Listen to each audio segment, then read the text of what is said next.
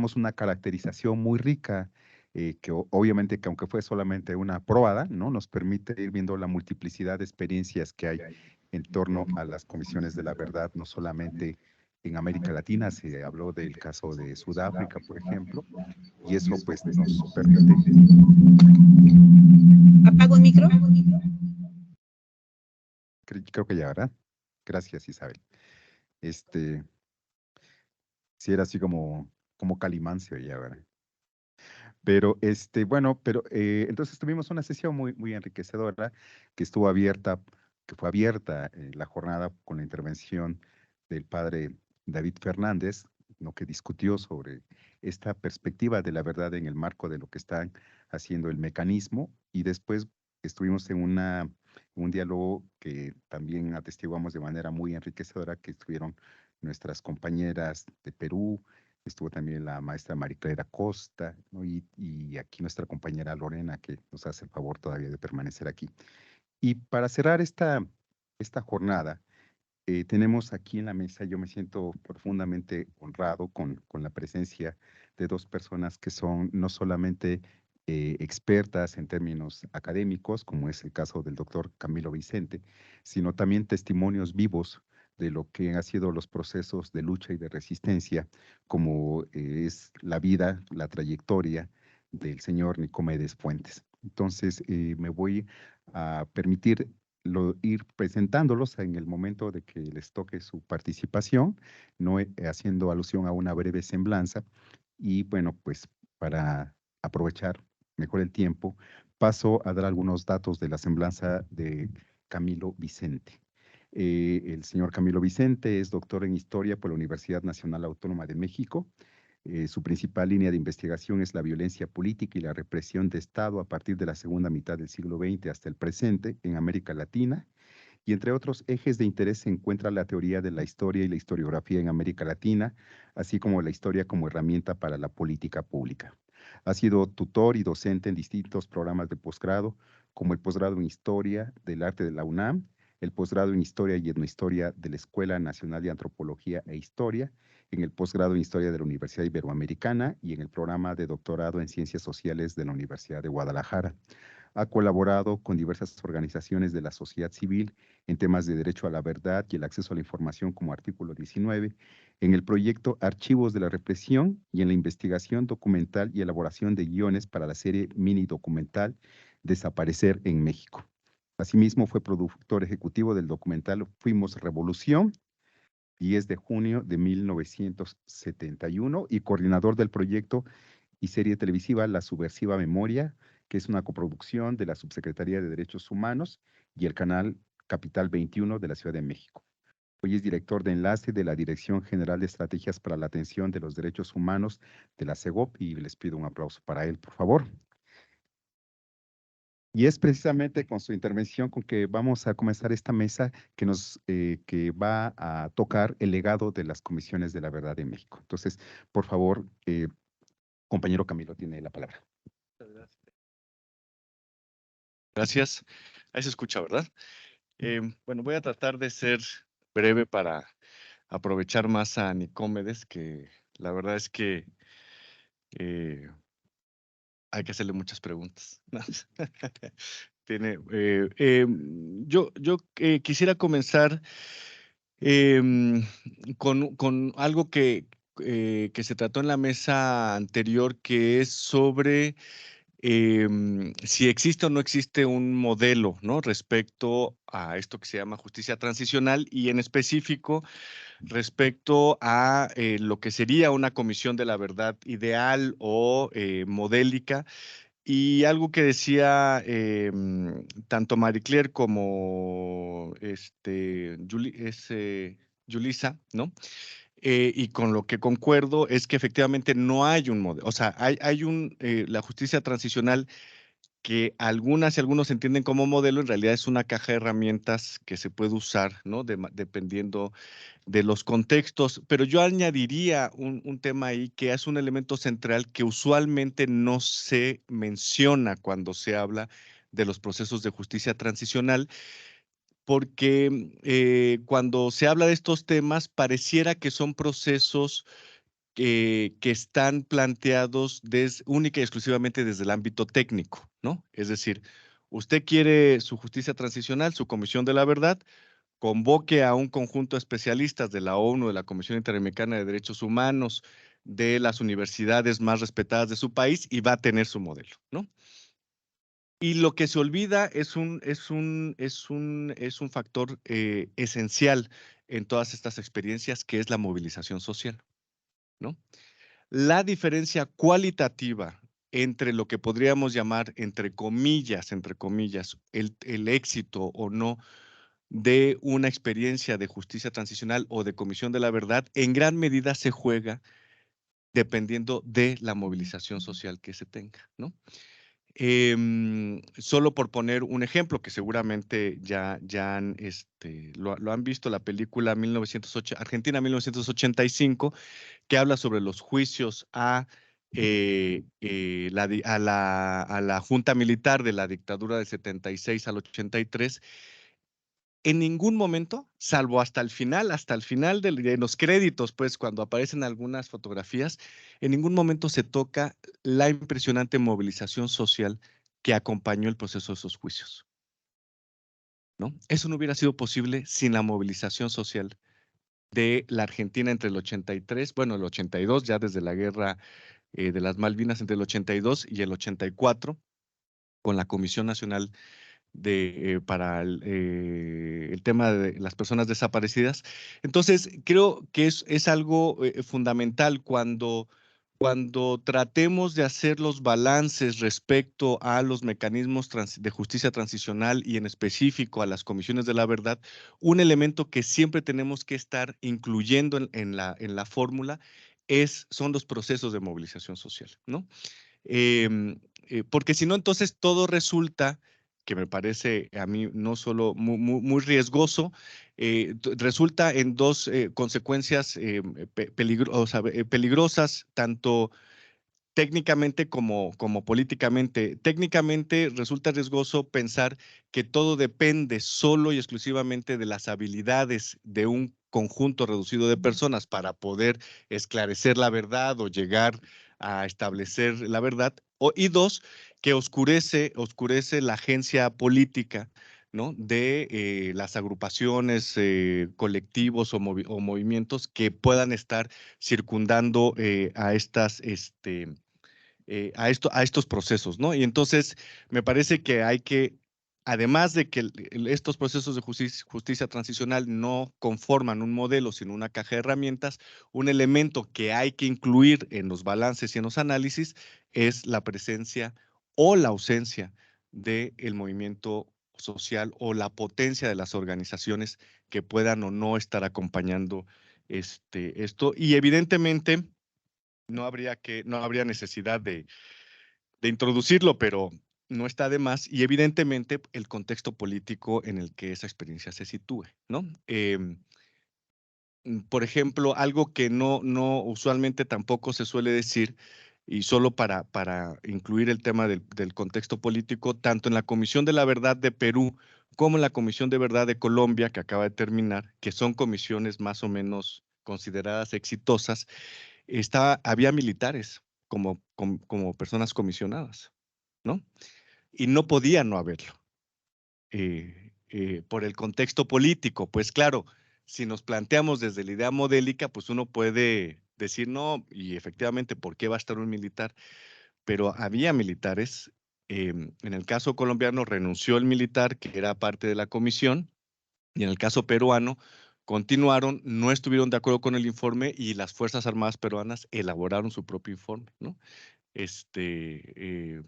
Pero bueno, ahí se juega también eso. Ya centrándome, pero no quería dejar pasar eso porque si no, entonces pareciera que todo se resuelve en cuestiones técnicas y en habilidades o capacidades, ¿no? Más o menos, todo pareciera de, bueno, a ver quién se aprendió bien el modelito que lo aplique y ya, y no se trata de eso. Yo solo voy a señalar para dar paso a Nicomedes. Es que siempre le decimos Nico, entonces, a Nicómedes, algunos puntos centrales en los procesos que más o menos en México hemos tenido, se han acercado o se han creado para acercarnos a algo parecido a ejercicios de justicia transicional o de acceso a la verdad, ¿no? Em, Hay que señalar de primera instancia que, como en muchos países, pero en particular en el caso mexicano, em, eh, digamos, hay la experiencia de violencias estatales no resueltas, ¿no? No atendidas a lo largo de nuestra historia contemporánea, los últimos 50 años. Pero además, algo muy interesante que sucedió aquí en México y en algunos países más es que em, los movimientos sociales, los movimientos populares, incluyendo a las guerrillas, no se volcaron como fue en algunos otros casos, y bueno, entre comillas, volcar, ¿no? O sea, siempre, no, ahí luego podemos discutir qué tanto, sí, qué tanto no, pero no transitaron hacia la denuncia y demanda por las violaciones graves a derechos humanos, ¿no? Eso fundamentalmente quedó bajo los hombros de los grupos de familia. Los militantes, las militantes, tanto de movimientos populares como de organizaciones guerrilleras, continuaron con los procesos, en algunos casos, continuaron con los procesos de formación política, es decir, transitaron hacia partidos políticos o transitaron hacia movimientos sociales, hacia nuevas organizaciones sociales, em, sin llevar con ellos la demanda de la justicia y de la verdad sobre los hechos, ¿no? Entonces, digamos, no, en México fue también muy tardía la formación de grupos que pudieran construir la demanda pública por el acceso a la verdad y a la justicia en esos términos, ¿no? Y a la memoria, a la reparación, pues ni se diga. Eh, Porque claro, había una idea de que, pues lo importante, con lo cual también una parte de mi corazón coincide, lo importante pues es transformar las estructuras que sustentan la represión, la violencia, la explotación económica, ¿no? Y eventualmente, pues la justicia llegará para los caídos, porque además, pues claro, también se entendía que, pues si había caídos, pues eran caídos en este proceso de lucha, ¿no? Y pues se les rendía homenaje, se les rendía honor, pero eran caídos. Y bueno, eso después se fue transformando, ¿no? Em, eh, Rápidamente, el primer ejercicio, digamos, a ver, perdón, no. Hay en estos procesos de violencias de Estado y violencias políticas, se generan iniciativas, se generan pequeños esfuerzos por justicia y particularmente por justicia, ¿no? Y también por verdad. Están, por ejemplo, cuando sucede la masacre de 1971, conocida como Halconazo en la Ciudad de México, se crea una comisión fundamentalmente estudiantil y de algunos dirigentes de la izquierda socialista, como Eberto Castillo y algunos otros más, pero fundamentalmente fue una comisión estudiantil que va y pone la denuncia ante la Procuraduría General y que además ellos como comisión realizan una investigación sobre los hechos de 1971 y esta comisión pues se crea en el calor de eso, ¿no? También, por ejemplo, en casos como un caso muy conocido en Guerrero, El Quemado, las familias y la comunidad salen a exigir la liberación de los presos del Quemado, ¿no? En 1972 y 73. Es decir, hay ejercicios, tampoco es que la violencia suceda y la gente se quede sin hacer nada, pues, ¿no? Pero digamos, haciendo una breve genealogía de lo que podríamos llamar ejercicios cercanos a la justicia transicional o a comisiones de la verdad, está, por ejemplo, el caso de la creación del programa de presuntos desaparecidos en 1992, una vez que Carlos Salinas de Gortari crea la Comisión Nacional de Derechos Humanos, ¿no? Em, y lo voy a sumar, en intermedio hay otras cosas, pero lo voy a sumar con el ejercicio del año 2002, en el contexto de Vicente Fox, que crea la Fiscalía Especial para Movimientos Políticos Sociales del pasado. Y yo los quiero sumar, aunque llevan varios años, casi 10 años de diferencia, porque ahí se configura algo que me parece va a generar problemas después. Se configura, la categoría de desaparecido, ¿no? En términos de judiciales y del derecho humanismo, se configura en estos dos ejercicios.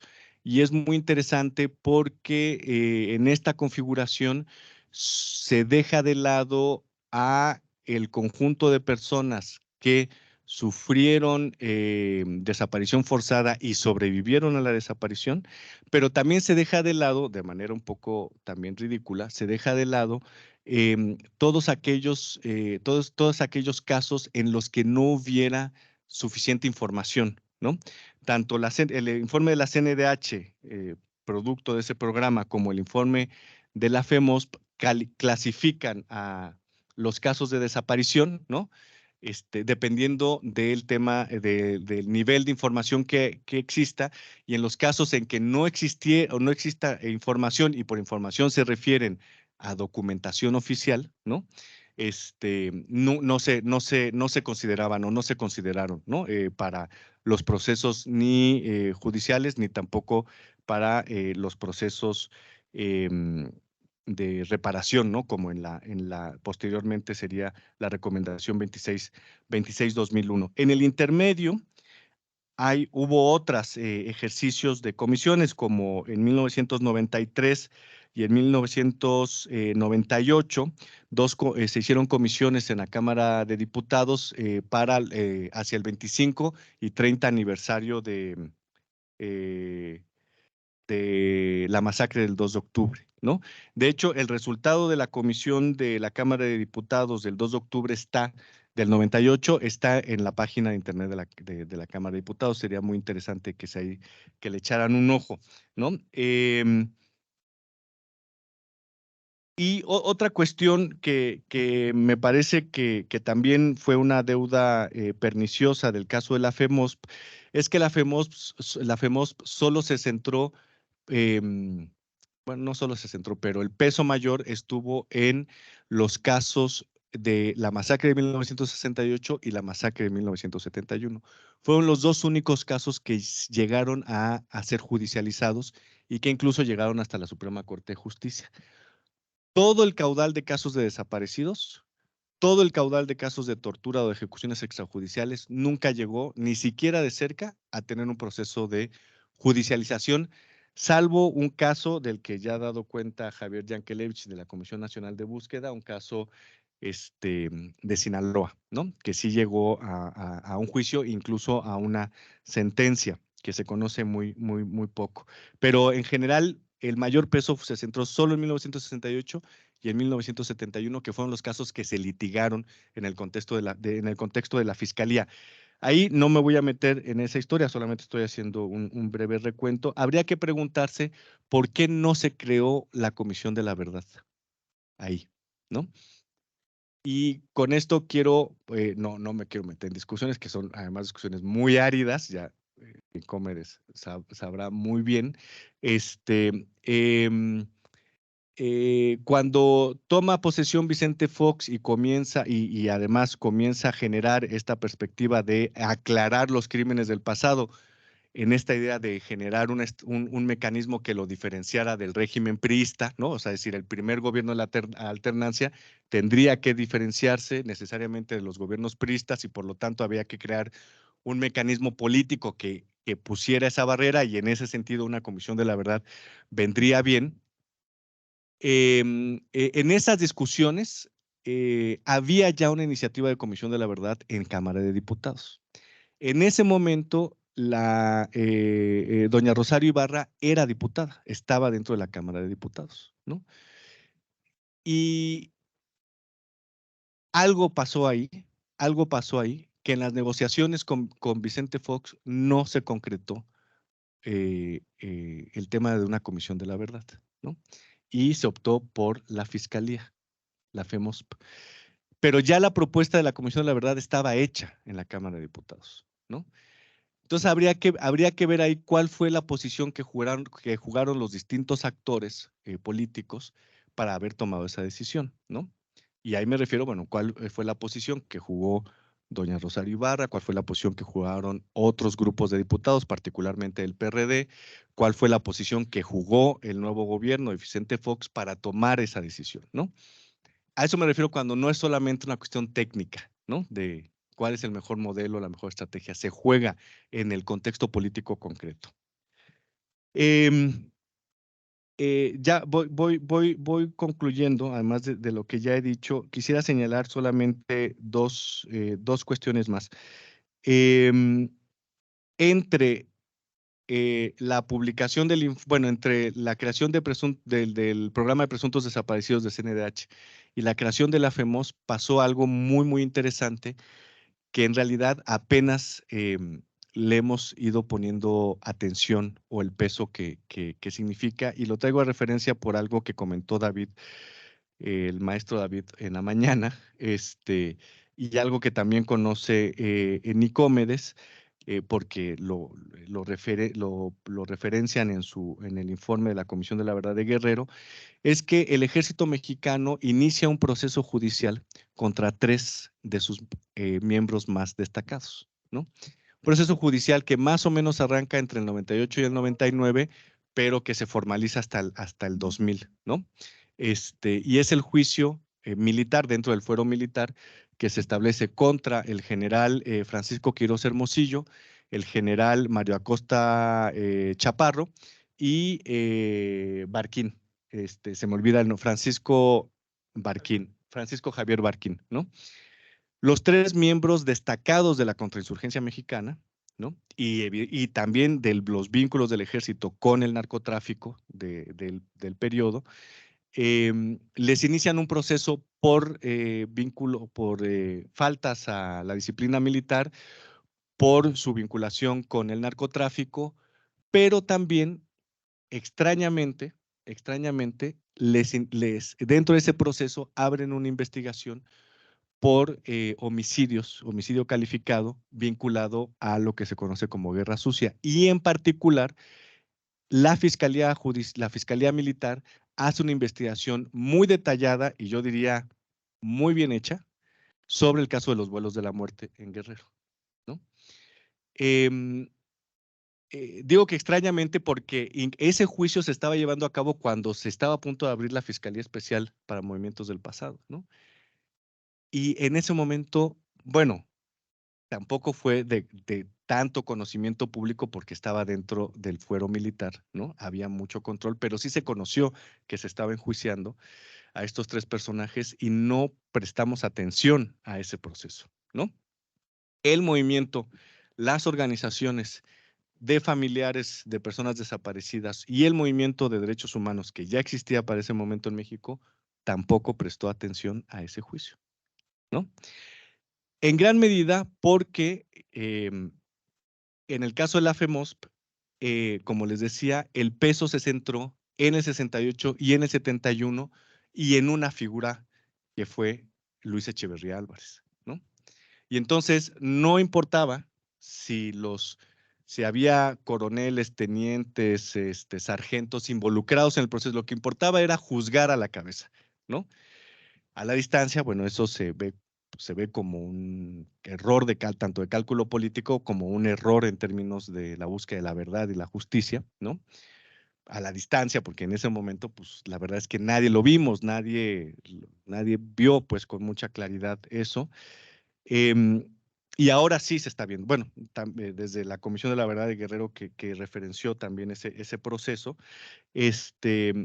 pero ahora lo vemos, ¿no? Pero fue un proceso judicial que hay que revisar, hay que observar, porque la Fiscalía Militar hizo una investigación muy importante. Y digo que lo traigo a cuenta por algo que comentó el maestro David en la mañana, porque lo mismo hicieron los militares en el caso Ayotzinapa.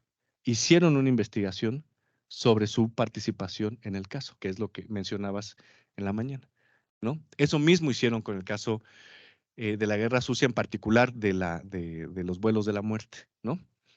Y investigación que tampoco se dio a conocer, ¿no? Entonces, esta idea de que el ejército nunca sabe es hasta cierto punto falsa, ¿no? Porque ellos han hecho sus propias investigaciones. No sé de qué calidad sea la de Ayotzinapa, pero el caso de esta investigación que he podido revisar está muy bien hecha. Está muy bien hecha. Y bueno, finalmente hay otras tres experiencias, y con esto ya le doy paso a Nicómedes, hay otras tres experiencias que hay que rescatar. Uno es la comisión especial que se armó, que además no fue una comisión gubernamental. Las únicas comisiones gubernamentales que se habían creado hasta ese momento era, bueno, no comisión, perdón, el único mecanismo o gubernamental que se había creado hasta ese momento era la FEMOSP, este, y bueno, las de las cámaras de diputados.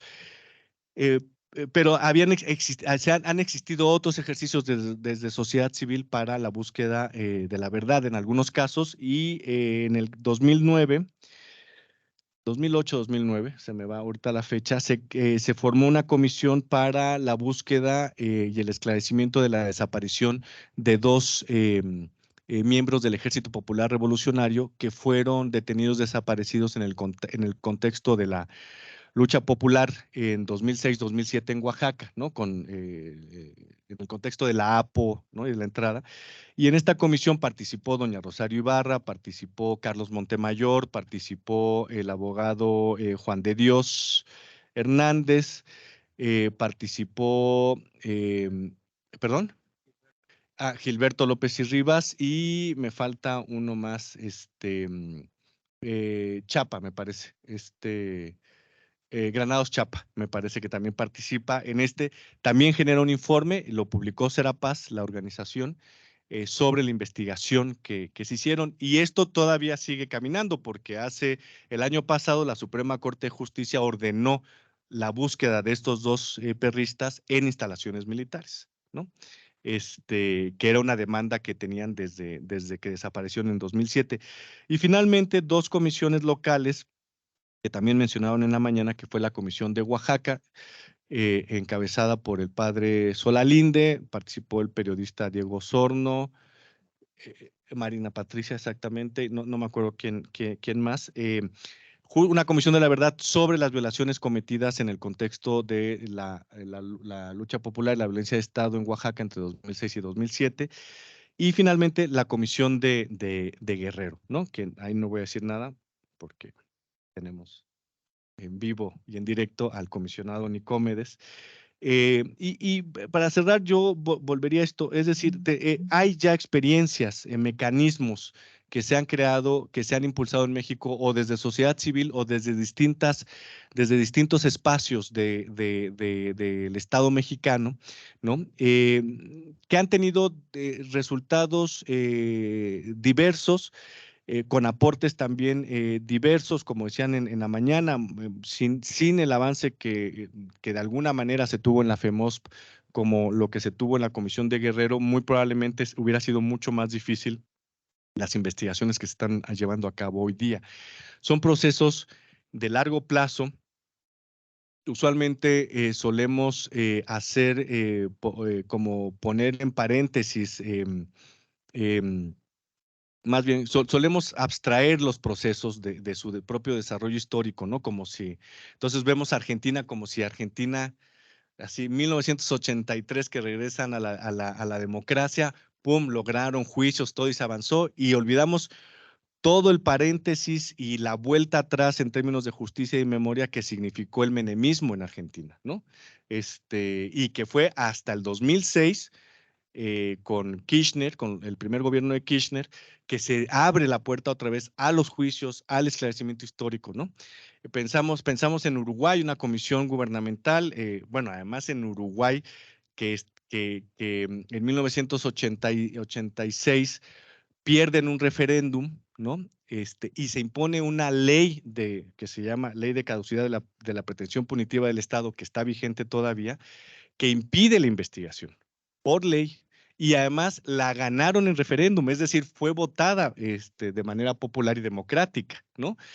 Y fue hasta el 2006 también con el gobierno de Tabaré Vázquez que se abre por una excepción a esa ley, no porque hubieran echado abajo esa ley, sino por una excepción de la ley, del artículo 4 de esa ley, que ordena hacer investigación, pero no llevar a juicios y todo eso. Y aprovecha esa excepción el gobierno de Tabaré y crea una comisión especial de académicos, de historiadores, para investigar el caso de los desaparecidos, ¿no?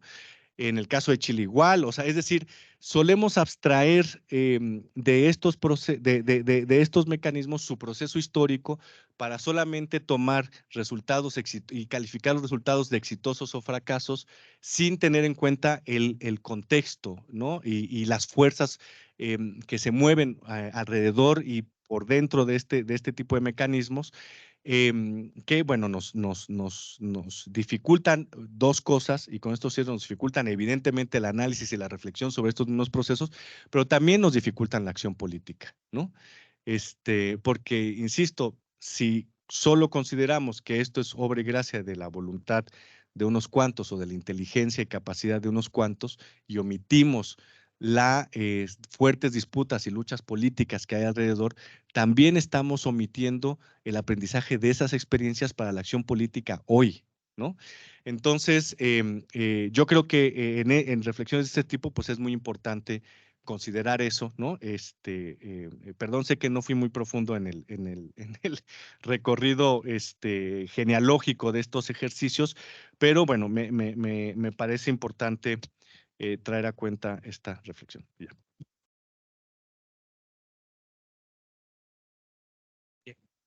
Muchas gracias, doctor Camilo. Eh, Creo que nos ofrece, aunque él dice que no profundamente, por supuesto eso nos tomaría más que un seminario llevar a cabo esta revisión profunda, pero creo que lo que nos hace, lo que nos pone ante nuestros ojos el doctor Camilo Vicente es una especie de ruta que ha venido siguiendo de manera asincrónica, de manera incluso a veces paralela, las diferentes comisiones de la verdad en este país, y también nos habla de los diferentes génesis que van teniendo estas comisiones de la verdad, haciéndonos pues ver lo complejo que ha sido esta larga ruta por el esclarecimiento de la verdad, ¿no? Es como una lucha de aproximaciones sucesivas en los cuales se van arrancando pedazos a a la oscuridad, ¿no? Para ir develando verdades, a contrapelo siempre. Nos lleva de la mano para ir desde los años de lo que Heriberto Frías llamaría los años de la conmoción, ¿no? Este cineasta que retrató lo que había venido pasando en el cono sur en el marco de los gobiernos dictatoriales, que a su vez tienen sus réplicas, por supuesto, tanto en Centroamérica como en México, y llega hasta su recorrido, nos llega a hablar hasta de las comisiones para la verdad en Oaxaca y también en Guerrero, ¿no? Y todas y cada una de esas comisiones sería conveniente revisarlas en toda su complejidad, en lo que ganaron, en lo que no ganaron, en lo difícil que seguramente es gestionar el trabajo conjunto de quienes integran la comisión, porque también tienen orígenes muy diferentes, ¿no? Pero que a fin de cuentas han ido abonando, han ido labrando ese terreno, pues de arribar a la verdad. Entonces, eh, hay muchas cosas que yo iba anotando aquí cuando escuchaba al doctor Camilo, ¿no? Cuando él hablaba de los vuelos de la muerte, cuando recordaba también lo que anunció el padre David en la mañana, que no fue una guerra sucia, ¿no? Sino fueron guerras de exterminios, procesos totalmente asimétricos de combate, los que se dieron cuando se dieron, ¿no? Sino simple y sencillamente fueron desapariciones. Todo este proceso pedagógico también que hay detrás de la acción de las comisiones de la verdad, cuando el compañero Camilo dice, en los procesos de búsqueda de la verdad de 68 y 71 no vimos más allá de lo obvio, por llamarle de alguna manera, que eso por supuesto que ya tiene un valor, ¿no? Pero se buscaba encontrar al culpable, al capo emisario, al chivo expiatorio, si lo podríamos llamar de alguna manera, ¿no? En la figura de gente como Luis Echeverría Álvarez o Gustavo Díaz Ordaz, ¿no?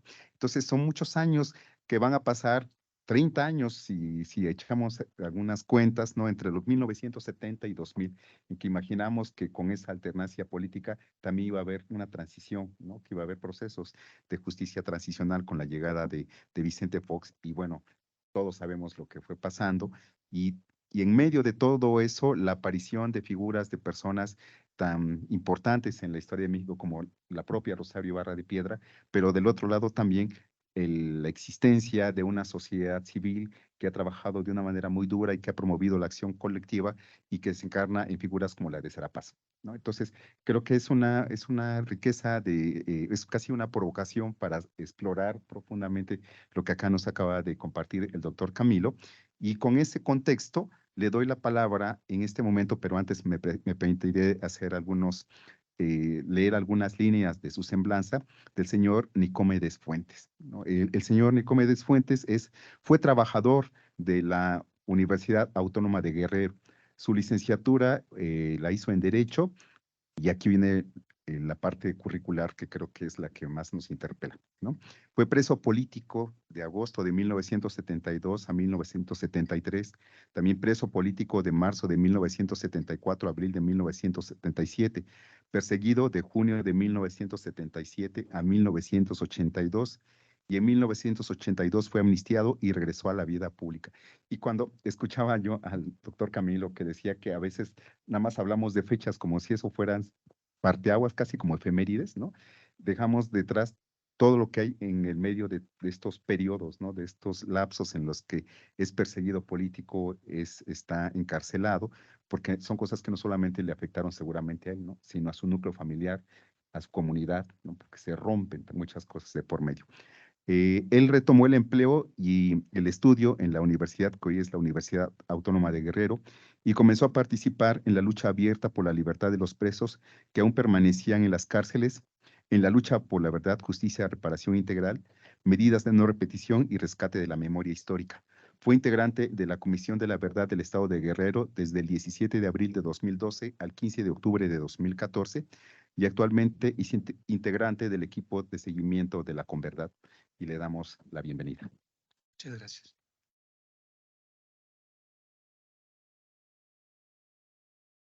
Muchas gracias. Gracias a todas las personas que hicieron posible pues este evento, que es muy importante. Gracias a todas y a todos que están aquí, que se mantienen en este trabajo de esfuerzos de memoria y, y de, bueno, ver el presente y el futuro. Pues en efecto, estoy ahí en la semblanza que acaban de leer. Yo fui a dar a la prisión siendo, no teniendo nada que ver en el movimiento armado en esa época, 72. Me detuvieron personajes represores de Acapulco vinculados a los policías especiales, el comandante Wilfrido Castro Contreras y sus subcomandantes, y me acusaron de haber participado en la segunda emboscada de la guerrilla del Partido de los Pobres, comandada por el profesor Lucio Cabañas, en la Sierra de Atoyac. Y bueno, yo era un estudiante que había terminado la preparatoria, buscaba estudiar administración de empresas, que la facultad estaba en Acapulco. Me cambié de Chilpancingo a Acapulco. Había ocurrido la primera emboscada en la Sierra de Atoyac y venían familiares míos, que yo soy de la comunidad del municipio de Coyuca de Benítez, que está en la sierra, colindando con el municipio de Atoyac. Y pues de repente me encuentro con un cuadro de esa naturaleza, ¿no? Una cárcel clandestina, torturado, y finalmente, bueno, afortunadamente, vivo, ¿no? Y después en una cárcel pública. La Universidad Autónoma de Guerrero nombró abogados a mí y a otro compañero, un campesino que estaba en el sitio donde yo estaba, igualmente nada que ver. Ahora él está desaparecido, Francisco Castro Castañeda, y pues con esa defensa probaron nuestra inocencia y salimos. pero yo salí ya comprometido con quienes se quedaban ahí. El rector nos recibió, nos esperaba en su oficina, pues éramos elementos que había rescatado de la prisión. Y entonces yo lo recuerdo bien, esa escena, ¿no? Pues le agradecí de entrada estar ahí presente, pero también le comenté que se quedaban muchas personas que no eran universitarios y que estaban ahí sin defensa de nadie, ¿no? Entonces, le pregunto, ¿qué podía hacer la universidad? ¿Ellos qué podían hacer para buscar la defensa necesaria de todas esas personas que estaban ahí? En Guerrero, como demostramos en la Comisión de la Verdad del Estado de Guerrero, la investigación, referimos en nuestro informe que hubo una represión sistemática y generalizada. El gobierno, las fuerzas represivas de todas ellas, principalmente el ejército, pues tomó las comunidades y detuvo a todas las personas, fundamentalmente a los hombres que encontró ahí, como en el caso del Quemado, San Francisco del Tibor, La Remonta, pues, prácticamente todas las comunidades de la sierra. Y entonces, pues en la cárcel se quedaban muchas personas. Recuerdo que el doctor Rosalío Buencerrezas, que era rector, se movió en su asiento. Le dice el abogado Jorge Luis Rodríguez Loza, el doctor José Luis Rodríguez Loza, que nos liberó, que nos defendió y nos liberó. Le dice, por la cara que tienes, se me hace que no vas a hacer nada, que no vas a poder, no vas a participar. Dice, hay que pensarlo, hay que reflexionarlo y hacerlo pertinente. Algunos meses después formó el primer despacho en Acapulco, un despacho jurídico gratuito, y comenzaron a darle asistencia jurídica pues a las personas que se quedaban ahí. Entonces, bueno, yo salí ahí ya de alguna manera comprometido con la gente que se quedaba. Comencé a buscar la relación con el movimiento armado y me incorporé. Y de ahí, pues, ocurrió todo lo que les comentamos, ¿no? Una detención posterior, 3 años de prisión, la libertad, y me reincorporo nuevamente. Y en el 82, pues viene la amnistía, que nos liberó pues a quienes estábamos perseguidos o presos o exiliados. ¿Sí? En Cuba había un grupo de militantes de la CNR, de Organización Armada, de profesor Genaro Vázquez Rojas, y bueno, pues comenzamos a ver qué hacer después. Y el compromiso pues era precisamente con las víctimas que estaban, o con los compañeros que estaban desaparecidos, o los familiares, o las personas inocentes que estaban desaparecidas. Y entonces, bueno, hay una transición, un partido distinto en el poder en México, Vicente Fox Quesada, asume la recomendación de la CNDH y se forma la Fiscalía Especial. Bueno, antes, en 92-2002, pues la CNDH, ¿no? Su informe, su recomendación, y luego entre ellas, pues la formación de una fiscalía. Lo que ya comentaron los compañeros anteriores, antecesores aquí a la exposición. Y pues ante la información y ante el tema ahí pendiente, un grupo de sobrevivientes decíamos, bueno, ¿qué hacer? Y ocurría una transición en el estado de Guerrero parecida a la de Vicente Fox, pero pues a nivel de del estado de Guerrero, que no es tan pequeño, pero es una entidad federativa finalmente, un proceso, un local, un estado pues de la República. Y creímos que había condiciones para dar un proceso de justicia transicional, promoviendo la formación de una comisión de la verdad, aunque sea local, que a nivel nacional pues, no había ninguna condición en lo absoluto. Había más oposición a tocar estos temas, ¿no? Entonces comenzamos a hablar primero con Seferino Torreblanca. Pasaron 6 años, no pudimos hacer mayor cosa.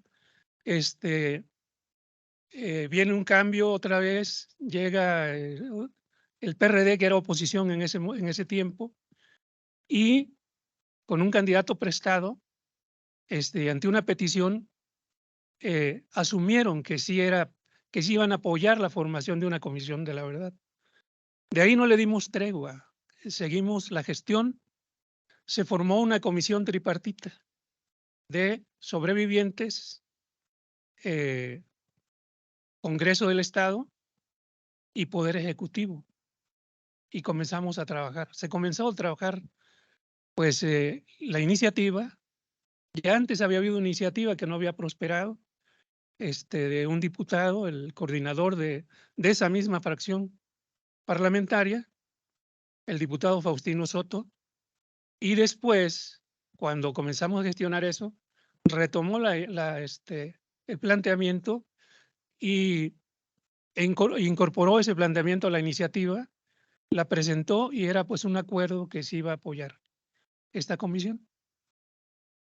Entonces, el 17 de abril de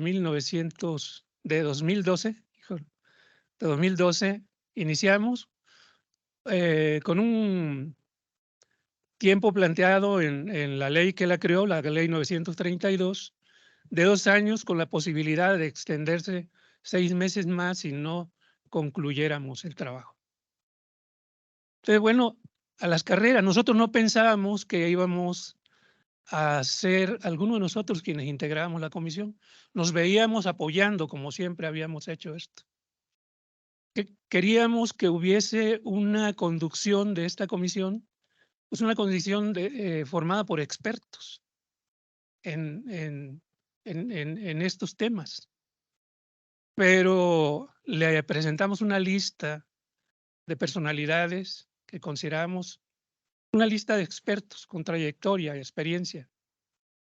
Y entiendo que el Congreso hizo lo pertinente invitándolos, pero no prosperaron. Entonces, pues ahí un tanto lo local. 2 ex rectores de la universidad que vivieron ya a los finales de la Guerra Sucia, otra compañera defensora de derechos humanos, Hilda Navarrete Corjón, el doctor Enrique González Ruiz, ex rector de la universidad, el doctor Arquímedes Morales Carranza, también ex rector de la universidad, la abogada Pilar Noriega, con una amplia trayectoria de defensa de derechos humanos. Y bueno, lo polémico era yo, que bueno, pues yo sin experiencia, ¿no? Bueno, pero el tema era que yo sería ahí juez y parte, porque había participado en el movimiento armado y ahora pues en la Comisión de la Verdad. Pero de ahí se generó pues, una polémica incluso pública, donde había opiniones de ambas partes y se dijo que era importante que participáramos ahí por la información, por el interés que teníamos, que podría haber en términos de el derecho a la verdad, a la justicia, a la reparación integral, a las medidas de no repetición y al rescate de la memoria histórica. Situación que asumimos, que se fue dando poco a poco en una situación de hecho, de trabajo, con muchas dificultades. En primer término, en estas décadas de de ires y venires en la atención a las víctimas, había mucha división, había mucha dispersión y era bien complicado el trabajo de la Comisión de la Verdad. Convocamos una reunión que se hizo en las oficinas de AFADEM y le propusimos que, dada la situación que las víctimas eran de diferentes creencias religiosas, de diferente ideología política, había diversidad en todo sentido, y que ubicáramos uno o dos temas que nos pudieran identificar.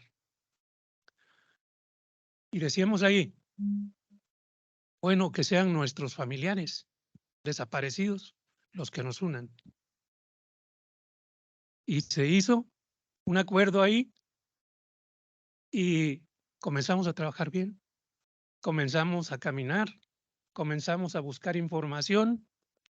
La información, el diseño de la comisión, pues era muy rápido. Teníamos poco tiempo. No teníamos tiempo de preparar muchas cosas. Entonces, un diseño rápido, un plan rápido y el ejercicio, la operación de manera pues rápida, ¿no? Considerando, sí, a las que nunca pensamos que la comisión sola o con sus equipos pudiéramos con el paquete, que era muy fuerte. Y entonces comenzamos ya a tener la participación pues de la gente en las comunidades, que comenzó a aportar alguna información. Y entonces, pues decimos, bueno, un equipo de compañeros al Archivo General de la Nación y a la Hemeroteca Nacional, a los archivos. El resultado de esto fue la obtención de más de 310,000 fotografías de documentos del tema. Bien. Bueno, el equipo testimonial, el equipo de campo, que recogiera testimonios, que fuera convocara a las víctimas a dar su testimonio, y acudieron en un principio muchos, fundamentalmente en Atoyac, de manera masiva. Había compañero que se encargaba de dar fichas para la atención a dar su testimonio. Fue interesante todo ese proceso. Y luego, bueno, meses después, o después de un año, se terminaron las visitas propiamente, la forma masiva de acudir a las oficinas de la Comisión de la Verdad, en Atoyac, en Acapulco y en Chilpancingo, y una persona y su servidor formamos la comisión de búsqueda. Fundamentalmente la otra persona ya no tenía mucho que hacer en las oficinas de apoyo ahí, pero él era conocedor y era familiar de un desaparecido. La incorporación de este compañero fue recomendación de AFADEM y y después dijimos, bueno, pues tú y yo somos la comisión de búsqueda. Ya no tenemos nada que hacer aquí. Entonces, camina por las comunidades, platica con la gente que conoces y esa información me la das a mí. Tú y yo la vamos a centralizar. Y entonces, sí, lo hizo. Y luego después dice, hay una persona que dice haber participado en el enterramiento de 2 personas que cayeron en combate con el ejército en un lugar cercano a la comunidad del Posquelite, municipio de Coyuca de Benítez. Una información muy buena. Dijimos, perfecto, dile que si quiere platicar conmigo. Fue y trajo la información positiva. Quedamos que íbamos a asistir al lugar. No habíamos avisado, no había manera, no había comunicación en la sierra de Coyuca de Benítez, no tan lejos, no tan alejada de la sierra. Pero bueno, no había comunicación No encontramos a las autoridades, pero nosotros hicimos un recorrido por donde él decía que habían sido los sitios donde enterraron a 2 personas que eran guerrilleros, pues. Entonces, quedamos de llegar en otro momento a las autoridades y nos esperaban. Comento esto porque es un detalle mínimo, la localización de 2 personas, pero lo importante es de la vinculación con las personas. La comunidad nos apoyó, nos acompañó, nos dio seguridad y con ellos caminamos. Nos ayudó a limpiar sitios y a localizar los sitios que buscábamos. Eso fue, bueno, fueron los únicos restos que localizó la Comisión de la Verdad. Tuvimos información de otros, ya no los pudimos localizar, el tiempo se nos agotó también. Y al final, las autoridades ya no nos dieron el presupuesto, ya no nos financiaron los últimos 6 meses de trabajo. Entonces tuvimos complicaciones ahí. Prácticamente el final lo hicimos con recursos propios y algo que habíamos ahorrado, la venta de algunos bienes también que habíamos adquirido con el presupuesto de la Comisión de la Verdad. Ayudó y salimos adelante. Los resultados, decíamos, en el área documental, más de 310,000 fotografías de documentos. Los compartimos porque tenían una procedencia pública con las personas y organizaciones, instituciones que los solicitaron. En custodia se les dieron a la Universidad de Texas y a la Universidad de Notre Dame. Artículo 19, pero artículo 19, después de algún tiempo de tenerlos, dice, bueno, ¿para qué los queremos en custodia? Si esto es información importante que probablemente muchos investigadores o muchas personas que deben conocerla, pues no los tienen. Y entonces la propuesta de crear una plataforma electrónica donde ponerlos y estar accesibles al público, a todas las personas que lo quieran consultar. Y bueno, construyeron esa plataforma, se presentó, es archivosdelarepresión.org y está siendo muy útil, muy consultada a nivel nacional e internacional. Ese es el asunto que está siendo útil, ese trabajo. En testimonios se tomaron 409 testimonios que hablan de 515 casos de violaciones a derechos humanos. Y bueno, pues prácticamente eso fue lo que logramos trabajar en esos 2 años y medio. Pero luego, pues, bueno, como decía la ley, teníamos que informar a los 3 poderes del Estado. Lo hicimos, el informe final, acompañado de 3 anexos muy importantes. Uno de ellos, y bueno, todo esto, este material lo hemos estado difundiendo de manera, como equipo, pues. Esos 3 anexos, uno es sobre personas participantes en desapariciones forzadas en la época denominada Guerra Sucia, y es propiamente un listado de militares que estuvieron al mando de los cuarteles. Eso es como un mapa de todos los cuarteles que operaron los planes militares en Guerrero, y vienen los nombres ahí, y en algunos de ellos se sabe a quienes detuvieron, a personas que están desaparecidas.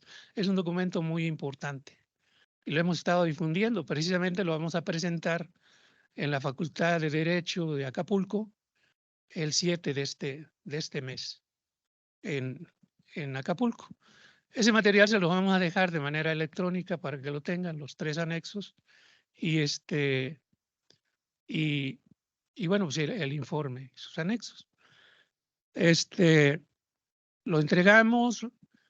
Artículo 19 nos hizo favor de imprimir el informe, 2 de los anexos y uno por ser muy voluminoso. Es más grande, pues, que tiene alrededor de un poco más de 800 cuartillas. No hubo manera de conseguirlo, pues el financiamiento para poder imprimirlo. Correspondía imprimirlos a las autoridades de Guerrero, pero no lo hicieron y bueno, hasta la vez no lo han hecho, ¿no? Estamos siempre pidiendo que se reproduzcan estos materiales, porque se reproducen en una mínima escala, pero ha sido muy útil tenerlos. Eso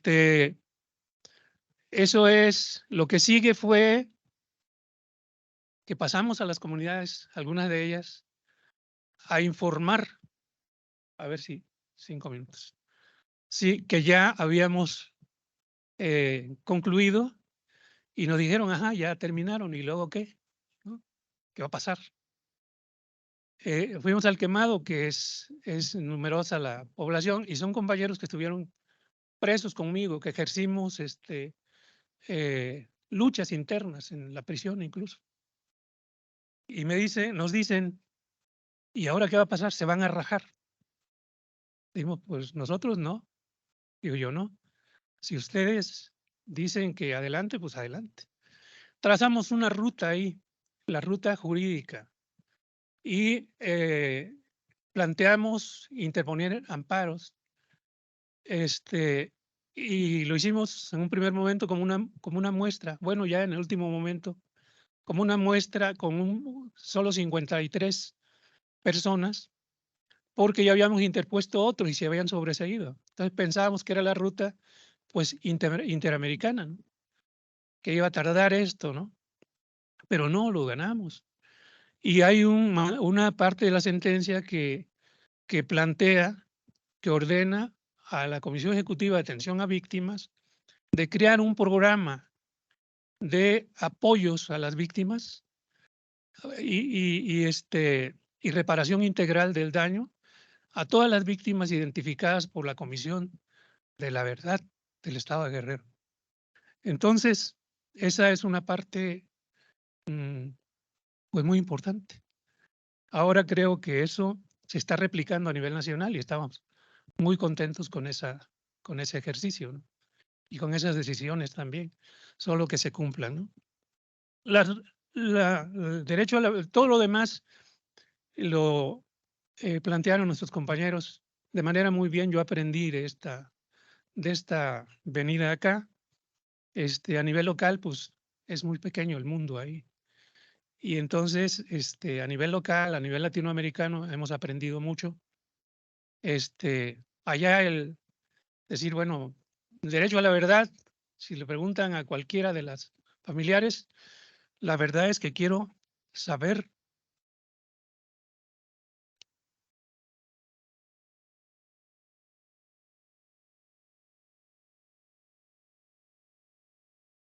Bueno, quiero saber dónde está mi familiar desaparecido. Perdone. Nada más.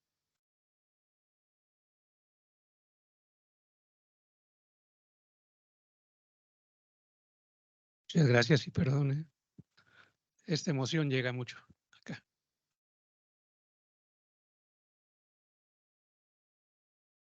Bueno, ya. Sí, ya está bien.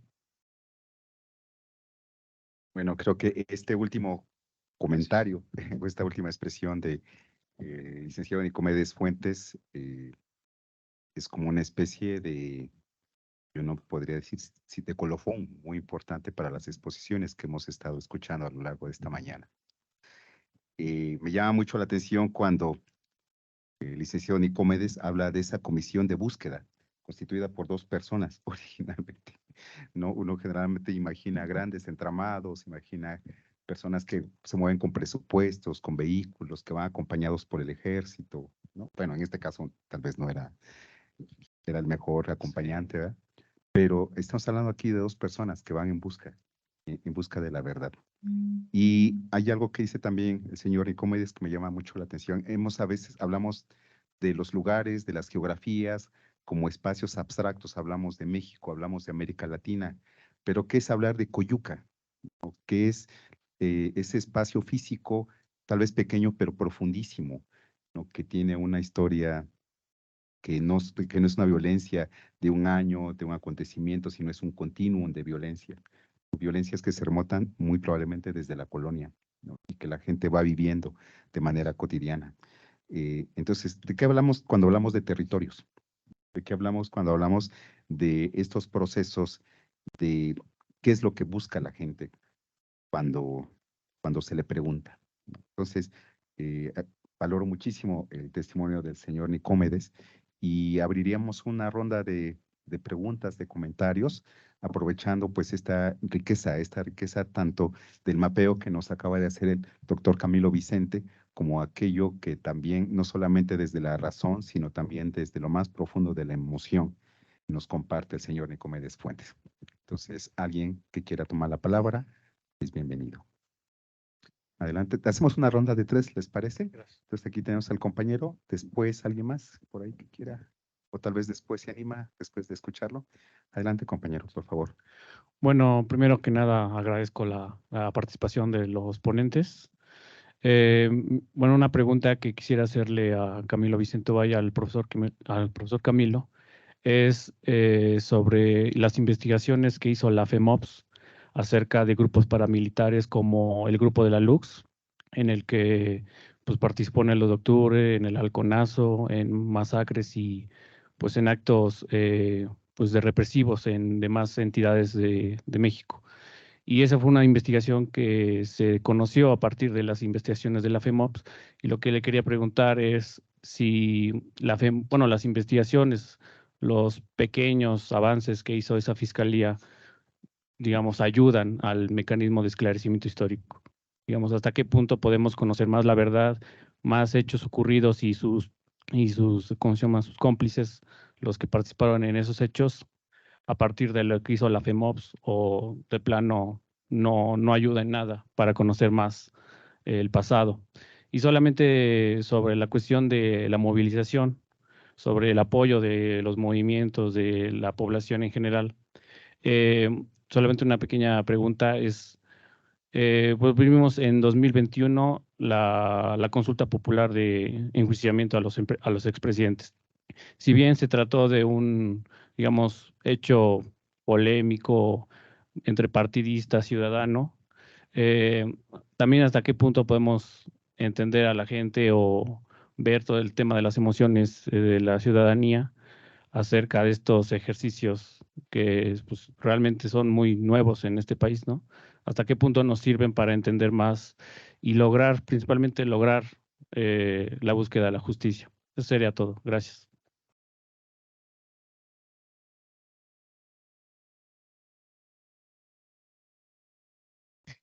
Yo creí que ya había alguien más. Bueno, muchas gracias al doctor Camilo por ubicarnos en la importancia del contexto y de la movilización. Y bueno, pues al licenciado Nicomedes, yo pensé dos cosas. Una, ¿dónde estaba yo y mi ambiente cuando usted estaba en prisión? Y estamos en el tiempo que parece que revivimos de cristianismo sí, comunismo no. Bueno, quiero solamente enfatizar el antagonismo de las narrativas y la invisibilización de esos procesos para, yo digo que para la mayoría de la población. A mí me gustaría saber un poquito más sobre el quemado, si es posible.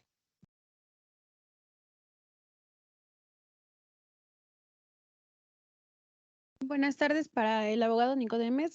Nada más por efecto de saber un poco más, bueno, en la cuestión del amparo que mencionaba, si tendrá el dato, porque sí me resulta interesante la vía en cómo se siguió ese procedimiento, porque como había hecho mención, pues se promovieron distintos amparos de los cuales fueron sobreseídos, y en este caso el de usted prosperó. Entonces sí me gustaría como que saber un poco más cómo se siguió este procedimiento, y obviamente en lo que desembocó en algunas cuestiones bueno, que dictaron la resolución para efecto de mejorar este tipo de situaciones.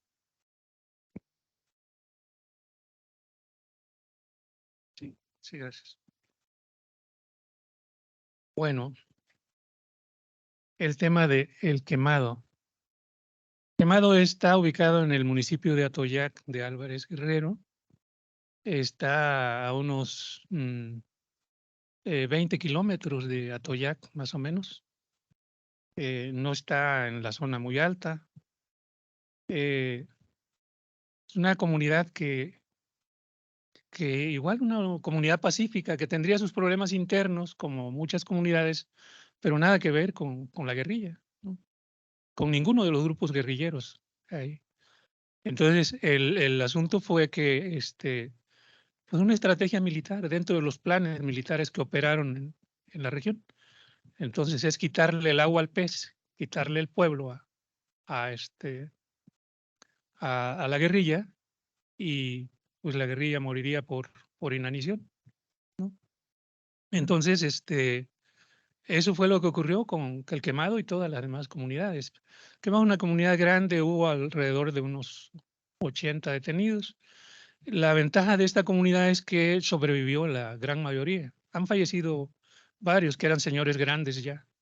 Y hay 5 desaparecidos, entre ellos una persona que quedó muerta en la tortura y no entregaron su cadáver. Su calidad es desaparecido porque su familia no lo recibió. El señor Ignacio Sánchez Gutiérrez es el nombre de esta persona que falleció ahí en la tortura. Lo vieron morir sus demás paisanos ahí, y pues, lo enterraron, pues quién sabe dónde, ¿no? No, no pudimos indagar dónde quedó este compañero. Eso ocurrió allá. La guerrilla eran núcleos pequeños de gente armada, pero y yo me quedé corto al exponer porque hablé nada más de prácticamente de Coyuca y el municipio de Atoyac, pero fue el estado de Guerrero, pues, cercado completamente. Y en sus regiones, la montaña, y empezó la situación de represión en la montaña, en San Luis Acatlán, en Santa Cruz del Rincón, en Tlaxcala, Pascala del Oro, las comunidades de allá del compañero Abel Barrera. Y bueno, pues en la Tierra Caliente, en Chilpancingo, en Iguala, ¿no? Es el estado de Guerrero el que padeció todo esto. Entonces, pero el quemado fue llevado a una cárcel clandestina. A mí me detuvieron, no me detuvo el ejército, me detuvo la Policía Judicial de Acapulco, decíamos vinculada al- a la Brigada Blanca, y nos juntamos en algún momento, ¿no? En la cárcel pública. Cuando a ellos los presentaron, a mí también me presentaron ahí. Ellos habían tardado ya unas 3 semanas en calidad de desaparecido. En mi caso, 2 semanas. Y confluimos ahí, en la prisión. Nos llevaron a una cárcel, a unas celdas de castigo que le llaman Bartolinas. Es una celda de 1 metro cuadrado más o menos, y nos metieron ahí como a 6 personas en cada una de estas. Entonces estábamos como una caja de cigarros ahí, apiñados, pues. Y bueno, ya de ahí nos llevaron a declarar al Palacio Federal. Entonces íbamos en una columna, yo encabezaba esa columna. Por cierto que no encontré esa foto que estuve buscando, porque la publicaron los medios, los periódicos, donde vamos pues con las manos a la nuca, caminando agachados, y la fila, ¿no? Grande. Y era la gente del quemado la que iba atrás de mí. Era muy, muy difícil la situación ahí.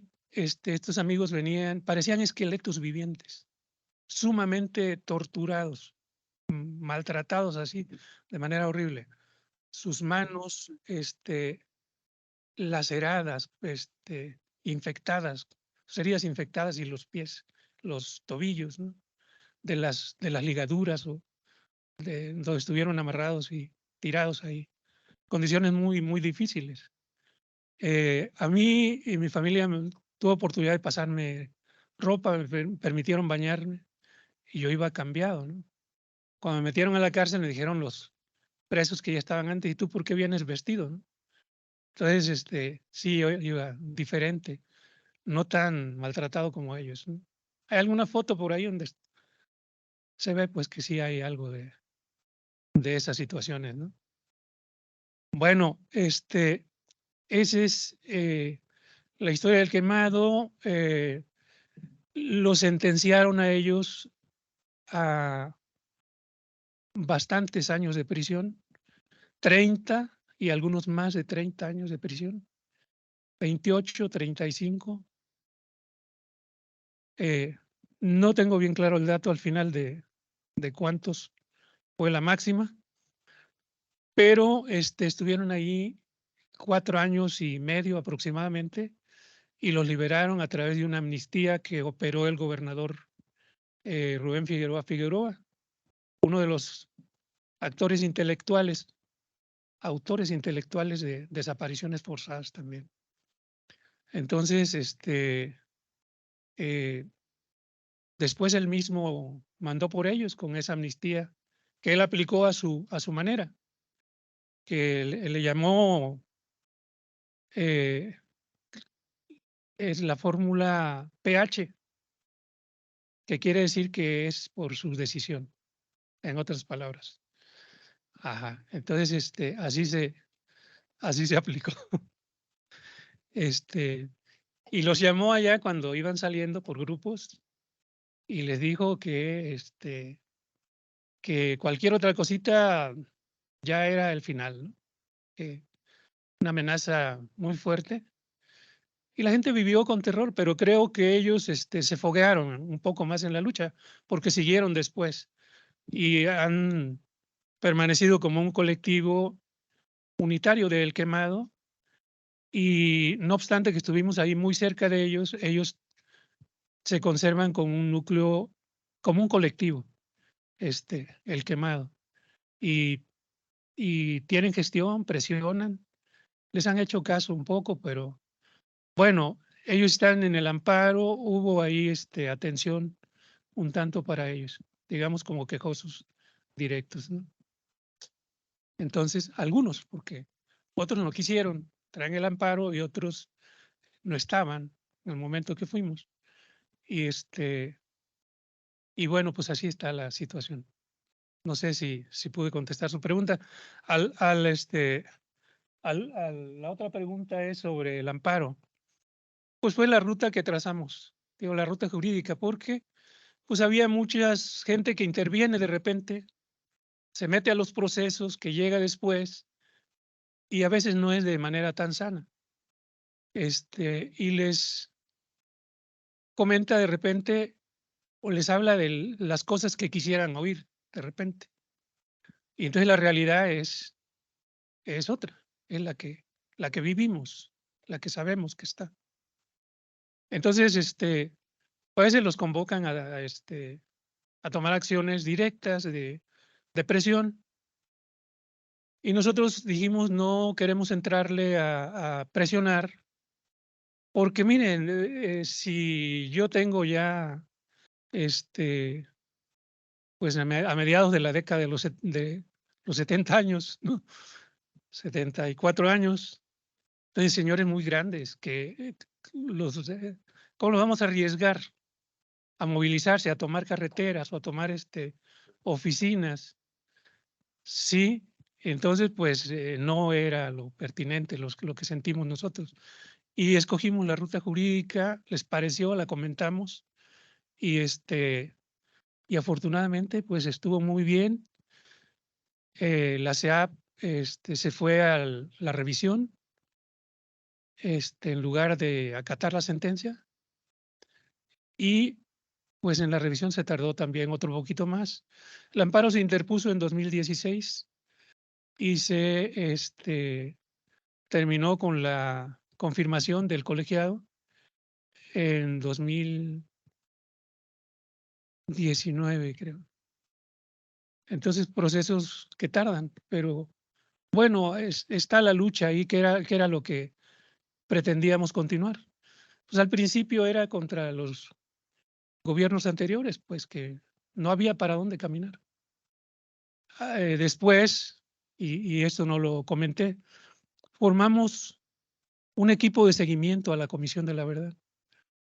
Lo integramos 3 grupos de comunicación en Atoyac, Costa Grande, en Acapulco, Costa Chica, y Chilpancingo, Tixla, Iguala. Entonces son grupos que están de alguna manera cercanos a los trabajos de la Comisión de la Verdad, que se coordinan de alguna manera con nosotros. Y estamos dándole seguimiento a los casos. Prácticamente no hemos parado desde que estamos en la vía pública otra vez, ¿no? Pues eso es el asunto.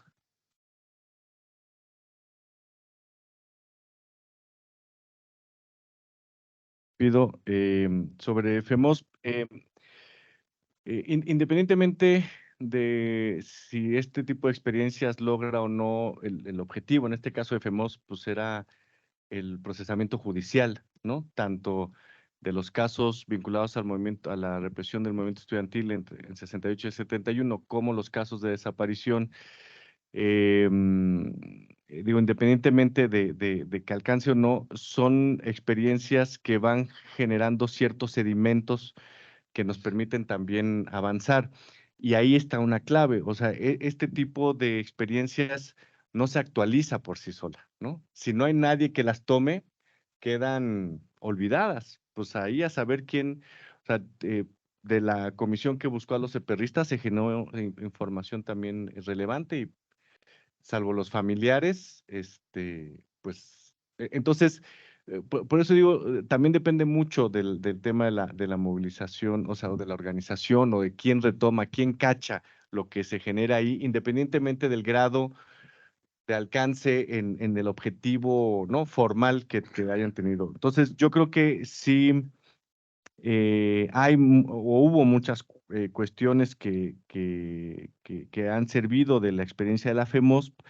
De entrada, bueno, su recopilación documental, de la cual una parte también la aprovechó la Comisión de la Verdad de Guerrero, otro la ha aprovechado el mecanismo de esclarecimiento histórico de esta comisión, y bueno, ¿no? Se sigue avanzando. ¿Cuál es el tema con la parte de el informe? Acuérdense, era una fiscalía, ¿eh? La fiscalía no tenía por objetivo hacer un informe de esclarecimiento histórico.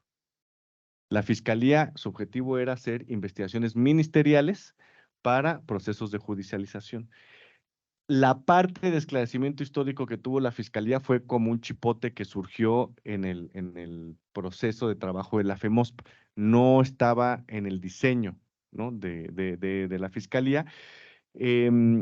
Y ahí, claro, hubo algunos problemas en términos, lo planteo por el tema que preguntaste sobre la investigación sobre grupos paramilitares, que efectivamente lanzó. El problema con este informe de la FEMOSP es que no problematizó el acceso documental y la información que estaba relevando. Si ustedes leen el informe, que son como 900 páginas, ¿no? Es básicamente un recuento a partir de la identificación documental que iban haciendo, ¿no? Entonces, sí, claro, uno lo ve y evidentemente hay información muy relevante, datos, ¿no? Sobre grupos paramilitares que actuaron, grupos especiales del ejército, etcétera, pero no hay una problematización real en ese informe de esclarecimiento histórico y por lo tanto el grado de esclarecimiento histórico es limitado, ¿no? Al que alcanzó la FEMOS, pero sin duda alguna es relevante ya por la información que contiene y bueno, eso, o sea, cuando yo hablaba sobre sobre el factor de movilización, todo eso tampoco es que quiera y ni de cerca pensar que entonces todo es responsabilidad de la sociedad civil. Entonces, si la sociedad civil no se moviliza, entonces, pues el Estado puede omitir sus responsabilidades y se acabó. No, o sea, lo que estoy diciendo es que es un factor que entra en juego también ahí, ¿no? Y claro, pues ante tanta impunidad y ante tanto engaño que las comunidades y la sociedad civil en general han sufrido en este país, pues cuesta trabajo, o sea, decir, bueno, ¿para qué me movilizo si al final de cuentas no pasa nada, ¿no? O cuando nos movilizamos y vean cómo nos traicionan, o sea, ese es un sentimiento que existe claramente en este país, pero al final del día, y un ejemplo lo tenemos acá con Nico, al final del día sí tiene una importancia cualitativa el que la gente se organice o no, ¿no? Es fundamental. Y con eso cierro. Y tan es fundamental que aunque hayan sido grupos muy disminuidos, muy golpeados, muy marginados políticamente y también disminuidos biológicamente, pues porque nos vamos muriendo, pues, ¿no? O sea, no nos hacemos más jóvenes, como dice el dicho.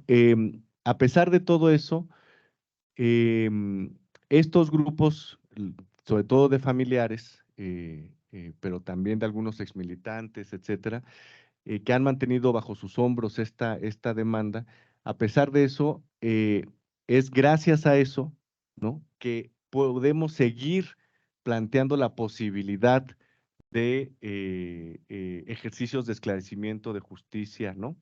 En la medida en que haya un espacio, voy a robarte la frase que me parece muy acertada, en la medida en que haya un espacio de dignidad, en la medida en que haya un espacio de exigencia, en esa medida todavía es posible aspirar a la justicia, ¿no?